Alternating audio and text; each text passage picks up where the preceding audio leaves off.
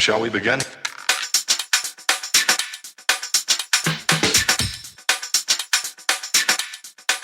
Let's begin now. All right, everybody. Welcome back to a brand new episode of the Frankly Francisco podcast. I am your host. Today, I have a special guest. He goes by the name of Paxton Chase. He is an up-and-coming artist in the alternative indie music scene. How are we doing today, Paxton? And I'm doing good, man. How about you? I'm good, man. When when you reached out, I was like, you know what? I've never spoken to somebody that does alternative music. Usually it's somebody who's a rapper, hip hop, drill, things of that nature. But that's not your flow. So tell my audience a little bit about yourself. Well, I grew up in the streets of Trenton, New Jersey. I kind of I deal with mental health issues, and my music is about helping people, letting people know that they're not alone when they deal with that type of stuff. Because I know how hard it is, and I remember when I was dealing with it as a kid or whatever the case may be, I felt like I was alone, and that made it harder. But to know that someone else is there, it really helps. So I make real slow, dark tone music. Sometimes I have lighter tones with it, but still have like a message behind it. Okay. Most of the time, it's like I do some type of rap or other versions of hip hop, but this is like my main thing. So when you say darker tones, like you talk about things that like people wouldn't normally talk about. When you talk about people aliving themselves? Do you talk about things that keep people depressed, things of that nature? Yeah, I talk a lot about stuff like that, bipolar, anxiety, pretty unaliving, all that type of stuff that people, that's like, that happens, but you won't talk about it, or people go through it, but they are afraid to talk about it, bring out help or look for help because, people don't want to talk about it. So, well, music is a way to heal people. So, I mean, your music, there's a message behind what you're saying. You're not just doing it just to cause controversy. You're doing it because you are dealing with something yourself. Mental health issues is a big deal. A lot of people still don't like it's a genre that people don't want to talk about. It's something that people still like to push to the back burner. But that stuff is starting to come out more and more. But your music, I think it can impact people because it's not like you're just doing it because you're not dealing with those issues. You are dealing with those issues yourself. And you found a way to express yourself where you can have a message behind the music to help other people. So do you think that's a big intent of yours, is to help other people as well? Yeah, 100%. I mean, when I first started doing this, I was kind of doing it for myself. Like, it was just a way to vent. I didn't expect anyone to listen. I had no views on SoundCloud. No one cared. No one was commenting. It was like I went to school and no one was like, "Oh my God, look, I heard your song." It was just a way for me to get my stuff out, thinking that no one would hear my demons. Eventually that changed. It took time, but eventually I got to the point where I was over 500,000 people were listening to me. Wow. And it got to the point where I realized that oh shit, people who people are listening now, and people were message me, see me on the street, thank you, or you helped me really much, or I don't feel alone no more, just stuff like that. Like, they understood my issues and I understood theirs, so we connected in that way. So at some point, my goal has changed from I just want to make music or I just want to vent to yo, if I could make a minute song or a 2-minute song that makes little Johnny feel like, oh my God, I'm not alone, or I can do better, or I'm gonna be better, then why not? Right. And the amazing part about all this is you are helping people deal with their trauma. You have people that's been buried deep down and never been able to deal with their trauma. But your music might trigger something in them that's helping them heal without realizing. That's why they're coming up to you and saying thank you. And to me, that's a beautiful thing, because you're helping people. You help one person, I think it can change somebody's lives, but you are helping multiple people. I mean, you got 500,000 people listening to your stuff. That's an amazing accomplishment, man. That's an amazing accomplishment. That's like somebody selling 500,000, copies of their music, when they have a studio album. You're doing that by yourself. You don't have you're not signed to a major record label, are you? No. So think about that. Think about what you have accomplished on your own, doing your music and helping lives. It's amazing. It's amazing. You should be proud of yourself. And I know sometimes we want to do things, for ourselves, but when you start to change lives, it wakes people up. You show that, hey, this is something that I can do to help others and continue to do to help others. Yeah, and that's been the goal. I mean, there's sometimes, being independent and like you said, I've been doing this by myself since I was 17. I'm 24 now. And there's trials, there's tribulations, but there's been multiple times where I'm like, you know what? I don't want to do this no more. Like, I can't keep doing this, man. It's a taxing experience, but it's a beautiful experience at the same time because on those moments where I want to say, yeah, I'm done. Like, yeah, I'm good. Or I got one more project in me, guys, talking to my friends or stuff like that. I look back at the amount of people that message me and I realized that what's the point of like me quitting or retiring, as what my friend like to say. I don't feel like I'm that old to say retiring, but me quitting is kind of I don't want to say unfair, but pointless. Because I'm still young. I still got a couple years left on me, so why not help as many as I could, whether I quote unquote make it or don't. Still try my best to put out some content, new content to help new listeners or old listeners. So that's just the goal now. You have a lot of years left. Me, 24 years old. No, bro. You're going to be around for quite a while. You got musicians that are still in their 50s, 60s, and 70s still making music.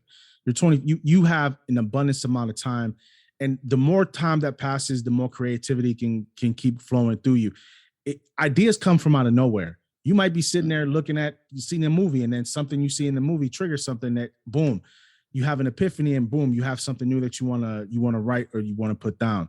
So do you keep a book? Do you write everything out and do you have books and books of songs that you keep? I'm sure you haven't put everything out there yet. I always got to explain it. It's weird. Okay. Most of my songs are kind of freestyle. I think I treat music like a puzzle. Huh. So someone will send me the beat, like my producer sends me the beat or whatever the case may be. And I'll hear it and I fall in love with it or whatever the case may be. So I'll freestyle that beat right then and there. I'll just start going on to it, singing, rapping, whatever the case may be. And then I'll take a line. I'm like, oh, that line was hot. And I'll write that line down. Then I'll write around that line for a little bit. Then if I get stuck, I get 4 or 5 lines and I get stuck, I'll freestyle including those lines, then start freestyling from those lines, from the end of that and keep going, then write around whatever I like again, pull that in until I got a full song. Either I do that or I just go and just freestyle it, see what happens. And if I don't like it, restart. If I like it, we keep it. But I do have a lot of songs on the computer and my phone from doing that I just am waiting to release. This is actually the first time I've had a lot of songs with the tuck. Usually I record as needed because I feel like it's more organic to really feel it and then go record. I haven't felt like, oh my God, I'm sad or I'm dealing with this. Let me go record it and release it later. That's never been me. But with a lot going on in the world, I haven't had time to map out a plan to do it. So I actually have a lot of songs in the vault, which is really rare for me. Well, that's a good thing though, because now you have, let's say you go through a slow period and you don't have, you haven't had an epiphany in a while and it's not working for you at the moment. You have stuff that you can rely on to do what you need to do, be able to put music out. Sometimes it takes time to us to build something. And then when you finally build it and you go, wow, where did all this come from? Because I didn't expect I didn't expect to have this much backup to doing what you're doing. So what has been the biggest pain point for you doing music? Because you said, in your bio, you could have went the way of a drill rapper. You could have went the way of what everybody else does. What was the biggest influence for you to go your way, to go not to do what everybody else is doing? I just don't want to inspire or push people to, I don't want to say that type of music push people to do worse. I don't want to say that, but it's an influence. You know what I mean? Music is an influence. And I don't want to influence people to just like not care about other humans or just money, drugs, sex. Like I don't want to do that. I think that's I'm straight edge. I don't even do drugs or money like that. Not money. Everybody does money. I don't do drugs or alcohol and stuff like that. But I just feel like that's just not me, and I don't want to talk about stuff that I'm not. Most of every song you will ever hear from me is stuff that I've actually been through, whether relationships, anxiety, unaliving attempts, all that is stuff that I have been through. So I try to keep it as real and organic as I can. Most of the artists I listen to are like that. And it's funny because I listen to all types of music, but my main types are like X, Kid Cudi, Hopsin, Michael Jackson, and like even 50 Cent I listen to. Those are my top 5 idols. And they have they've inspired me to make the type of music I make in different ways. Yeah. And so off of that, I fully believe that the type of music I make is just me. Like that's just my personality. That's just who I am. And I want to share it with the world, but I don't want to go around saying "fuck you," "left you," yada yada. When I could just be like, yeah, I go through things, bro, and you go through things, and they go through things. So what's the point of hiding it? Let's just acknowledge it and do better for ourselves. So let's go. Let's take it back a tick. I love what you just said before. What you just said is music is an influence. Music is an influence. You are 100%, 1000% correct when you said, and people don't think it is. Music, it can affect you in certain ways. It can pump you up. It can hype you up. I mean, look at X. X is one prime example. X will have you to the top, ready to fight somebody, but then he can turn around and have a prayer on the same album that makes you think. You know what I mean? So yeah. he knew how to find balance in what he was doing. X was great balance, yeah. Right, great balance. He can get you rah-rah, but at the same time, he can get you thinking in your head like, yo, this is deep. This is the kind of stuff nobody knows. Nobody knows what's going on in somebody else's head. And that's the thing. So depending, like I said, music can heal you or music can get you riled up. Either way it goes, you are correct. And I think a lot of people need to understand that music is an influence. And I think you're the first musician that I've spoken to that's actually used that phrase, because most people don't use that. And I think that's you being a deeper thinker than most people out there that I've talked to. You have a message behind your music. You know what your music can do for people, and you're being cautious about how you use your words going forward. Mm-hmm. Yeah, and I mean, I've had to learn it a little bit because I used to have like crazy out there titles, and I've learned that certain things can trigger people in negative ways. So I kind of lightened up on certain titles, or I don't say certain things in songs because once again, same scenario can trigger in certain negative ways. Because I don't want to hurt nobody. I don't want nobody to hurt themselves because of me. So I try my best to like keep it like a light tone, but when you really listen, you really get there, you realize like, whoa, wait, he's saying something. Wait, let me just calm down real quick because this is different. This is like not what I thought it was. I thought he was just saying some sad stuff, but he's talking, he's venting, and then when you start to get down to the like deeper layer, you're like, I've been there. That's always been the goal. It's like, oh wait, I know I can relate to that, because just relating to something is just it's a different feeling, especially when you can relate to another person, because people are so disassociated with each other now. You know what I mean? So when you like find someone that you could either like talk to, whether it's a relationship, a friend, a family member, or just an artist or a song, it really makes a difference. Well, yeah, you are correct. We're at an age now where people just the socialness for people have gone. People are not as we're social creatures. We like to be around each other, but the pandemic has hampered that a lot. A lot of people are not around each other like they would normally be. And you are correct. Music can, bridge that gap. You know what I mean? If you have the correct message, that can be their companion. When I'm down or I need to get hyped up, I listen to music beforehand. Like before I come in and do my shows, I'm always listening. And one of the funny things is Kid Cudi, I listen to him, Pursuit of Happiness is the one song I kid you not, is the one song I put on every time before I do a podcast. That is the one song. I'm serious. I'm being very serious. Nah, Cudi he's a inspiration, man. He's a great artist, bro. Great. Yes. Man. So I listen to the song before I get on because I'm like, this it just gets me going, because it's Pursuit of Happiness. It's what I want to do. People don't understand what's going on. People don't understand your dreams. They just don't. You understand your dreams. You understand what you want to do. Now, have you been able to do concerts, shows? Are you out there? Do you have a schedule for that, or have you not gone that route yet? I was doing show before the pandemic, and after the pandemic, I kind of slowed down. I haven't done a show since the COVID pandemic, but I do plan to get back on it sooner or later. I really haven't really pushed the performance aspect lately. I don't know why. I mean, most venues don't really play, the type of stuff that I make anymore. So it's kind of hard to find venues like that and stuff. But I really haven't like tried. I'm not gonna act like I've been looking around and be real with you. Like I really haven't tried too hard lately. But you have a following though, and that's the thing. You have a following. So wherever you go and wherever you promote it, they're gonna follow you and they're gonna go see you. You know what I mean? Even if it's a crowd of, even if it's a crowd of 100 people, even if it's a crowd of 50 people, you're still gonna have people who are gonna come out to specifically. Come on, you've had people where 500,000 people listen to your stuff, man. People, you have a following. People are gonna come out to listen to you. You just have to find the right time and place for that to happen. And there's really no rush for it right now.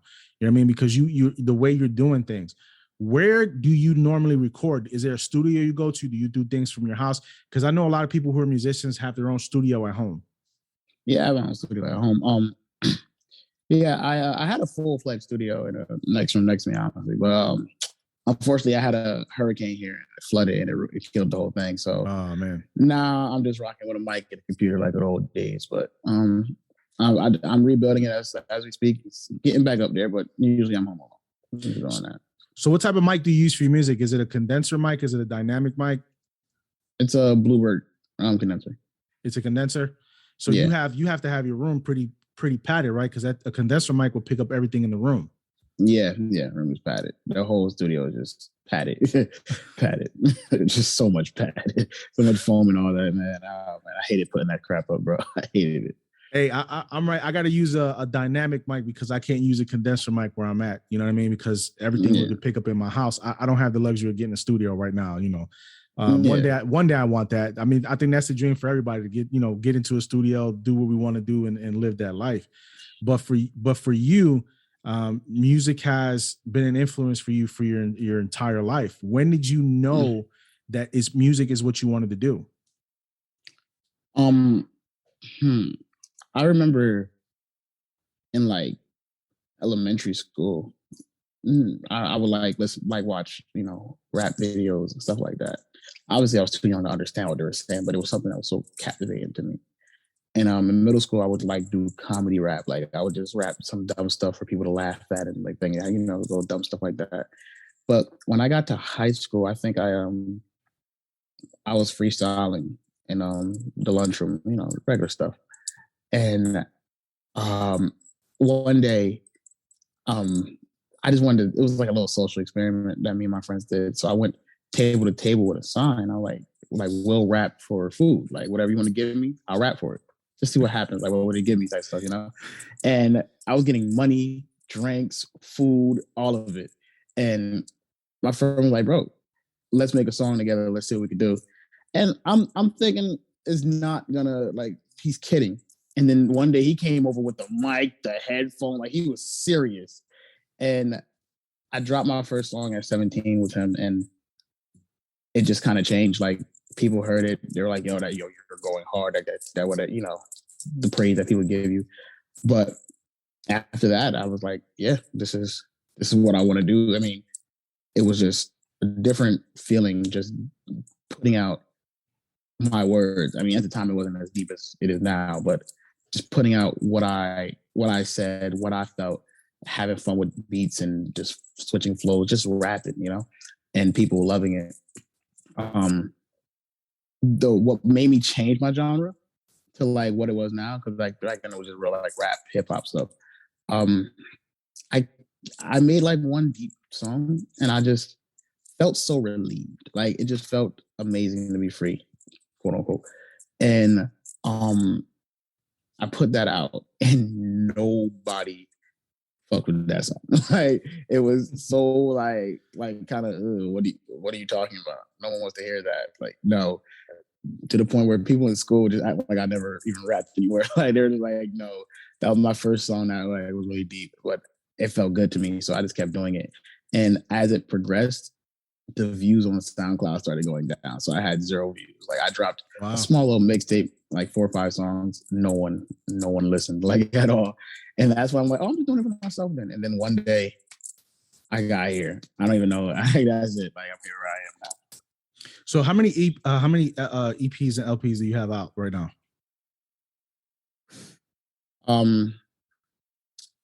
EPs, I want to say like 6. Mhm. And then I have 2 mixtapes, so that makes it 5 EPs, and I have 2 mixtapes, so that makes it 7. Wow, that is a ton of music, man.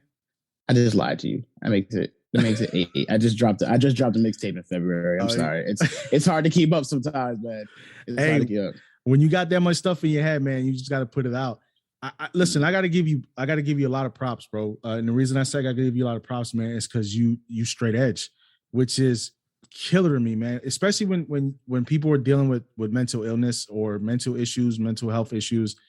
A lot of people don't know how to deal, and they turn to certain things to make them feel better. Levity. They want levity. They want to feel better. But you haven't gone down that path, man. You are stronger, than a lot of people that I know, man. And you've been able to, keep yourself in the right direction. I mean, is it just because you've never wanted to try it, or is this just not for you? In high school, I did a lot of some drugs. I don't want to say a lot, but in high school I was doing some shit, doing some stuff. You know what I mean? And within doing that, I did have a friend one day overdose. He didn't like pass, and people when you hear overdose, you're like, oh my god, like dramatic. He didn't pass, but it scarred me. Like it really made me think like life is like that. Even though I didn't care about my own life, it's still like was like, whoa, I don't want to go out like that. That look like it's painful. But so I kind of calmed down on the drugs. I wasn't like stopping, but it made me like calm down and realize like, whoa, this is different. What made me fully stop is just certain people like Hopsin. He's straight edge. A lot of people don't know a lot of artists. Tyler the Creator straight edge. Lil Yachty straight edge. There's a lot of artists that people think are out here just doing what they do. In reality, they're not. That's what they promote. And I didn't want to be that guy to like be like, don't do this, don't do that, but still doing it. Like everything, like I said, everything I do is real. So the main thing that made me like stop doing it was just having my friend overdose, because that made me like realize like this stuff could take you out any time. And yeah, I have my own issues, and yeah, I don't care, but I always say I always said that if I'm gonna go out, I want to go out by my own hands, not by something else. So that makes a lot of sense, man. We have to create our own destiny. So when people say, it's not in the card. No. You have to make your own future. You have to make your own destiny. And that's what you're doing, man. You're doing things your way. You don't have to conform your music to what everybody wants, because it's your music, man. Mm-hmm. You made it. At first you made it for you, but now that you have a following, you're making it for everybody who has gone through anything, who can relate to your music and who's healed from that, and who's helped them down the road, man. I salute you for that, man. I appreciate it. Yeah, man. It's a beautiful thing. It's great, man. And I wish you nothing but success, and just keep going, bro. Keep going, because it's out there, man. You can make your own money. Now, a lot of these rappers and these musicians are not relying on these record labels anymore. They're going out and they're making their own deals. They're going out and they're making their own money. They're using SoundCloud. They're using all these other platforms that they can make money off of to support themselves and get there. You understand what I mean? So it's just, you just got to keep going. Where can people reach you at? Where can people hear your music? Where can people reach you on your socials? Get it out there for my audience. I mean, anywhere. You can Google me, Spotify, Instagram, Twitter at Paxson Chase, which is PAXSON, Chase like the bank. I'm everywhere you can think of. Pretty much that's it. So before we jump off, I want to leave everybody with this. If you have, no matter what anybody says, if you have found your purpose, live it. I appreciate you guys tuning in. We will talk to you next time.